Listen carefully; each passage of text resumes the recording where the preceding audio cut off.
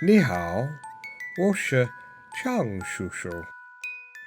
Hello, my name is Uncle John, and today I'm going to tell you a story called The Tale of Peter Rabbit by Beatrix Potter, illustrated by Spica Wobbe.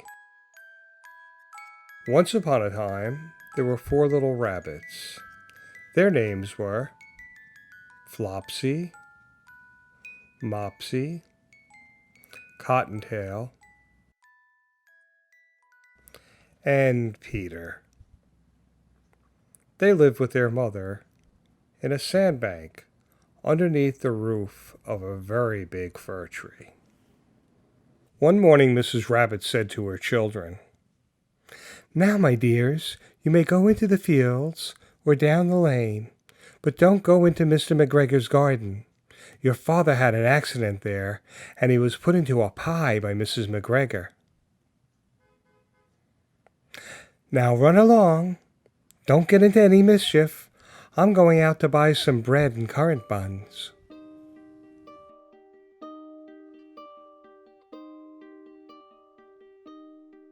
Flopsy, Mopsy, and Cottontail, who were good little bunnies, went down to the lane to gather blackberries. But Peter, who was very naughty, ran straight away to Mr. McGregor's garden. "Oh, look, lettuce and French beans.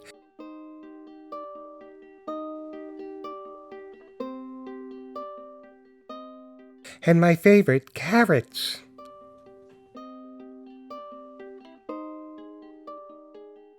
"Oh, my, Tommy does not feel very well at all. I think I need some parsley to settle my upset stomach." "Oh no, it's Mr. McGregor." "Stop, thief!" Peter was most dreadfully frightened. He rushed all over the garden, for he had forgotten the way back to the gate. "Oh my, where am I? Oh no, I've caught one of my buttons." Peter gave himself up for lost and shed some big tears. His sobs were overheard by some friendly sparrows. "Are you okay?" "There you are! Hey! Where did you go?" Peter rushed into the tool shed and jumped into a watering can. It would have been a beautiful thing to hide in if there wasn't so much water in it. Mr. McGregor was quite sure Peter was somewhere in the tool shed, perhaps hidden underneath a flower pot. He began to turn them over carefully, looking under each.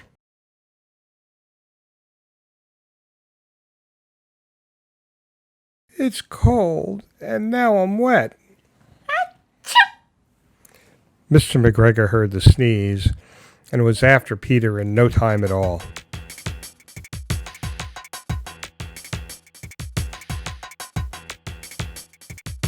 "There you are, you naughty bunny!"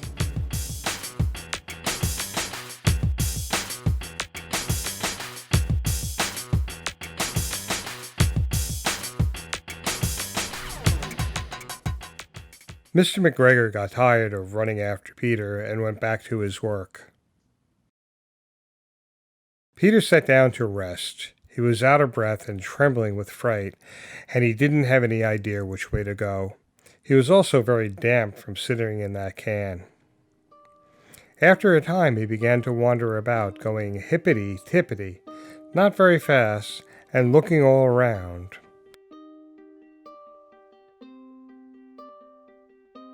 And he saw a mouse. "Do you know where the gate is?" The mouse was carrying keys in her mouth, so she could not answer him. He tried to find his way straight across the garden, but he became more and more confused. Presently he came to a pond where Mr. McGregor filled his watering cans. Meow. Meow. Peter thought it was best to go away without speaking to her. He had heard about cats from his cousin, little Benjamin Bunny. He went back towards the tool shed, but suddenly, close to him, he heard the noise of a hoe. Scritch, scratch, scritch.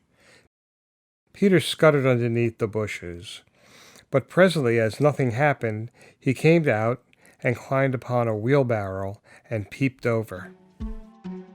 The first thing he saw was Mr. McGregor hoeing onions. His back was turned toward Peter, and beyond him was the gate. Peter started running as fast as he could go along a straight walk behind some of the blackcurrant bushes. Mr. McGregor caught sight of him at the corner, but Peter did not care. He slipped underneath the gate and was safe at last in the woods outside the garden. "This'll scare away the blackbirds." Peter never stopped running or looked behind him till he got home to the big fir tree. He was so tired that he flopped down upon the nice soft sand on the floor of the rabbit hole and shut his eyes. "I wonder what Peter has done with his little blue jacket. That is the second jacket that he has lost recently." I am sorry to say that Peter was not very well during the evening. His mother put him to bed and made some chamomile tea, and she gave a cup to Peter. And Flopsy, Mopsy, and Cottontail had bread and milk and blackberries for supper.